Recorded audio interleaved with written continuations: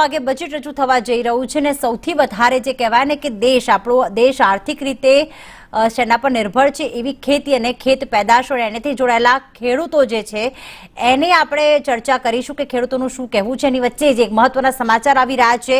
વડાપ્રધાન નરેન્દ્ર મોદી હાલમાં સંસદ ખાતે પહોંચી ચૂક્યા છે અને 11 વાગે જ્યારે બજેટ રજૂ થવા જઈ રહ્યું છે, નિર્મલા સીતારમણ જ્યારે બજેટ રજૂ થશે અને હાલમાં જે માહિતી મળી રહી છે, વડાપ્રધાન નરેન્દ્ર મોદી સંસદ ભવન ખાતે પહોંચ્યા છે.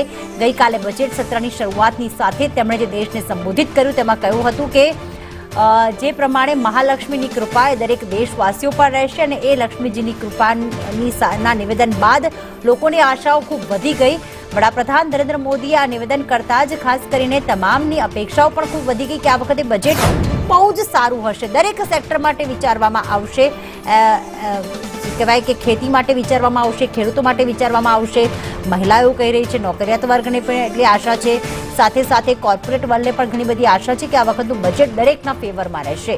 ત્યારે એની વચ્ચે વડાપ્રધાન નરેન્દ્ર મોદી હાલમાં સંસદ ભવન ખાતે પહોંચી ગયા છે.